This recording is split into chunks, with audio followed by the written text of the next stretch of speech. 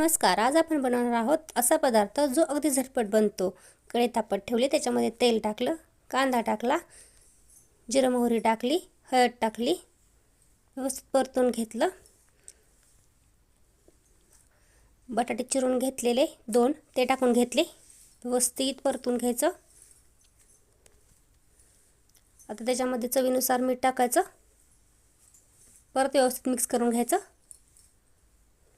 आता 5 मिनिटं झाकून ठेवायचं आणि ताटामध्ये पाणी घालायचं. 5 मिनिटानंतर उघडून बघायचं. चांगलं वाफरलेलं आहेत आपले बटाटे.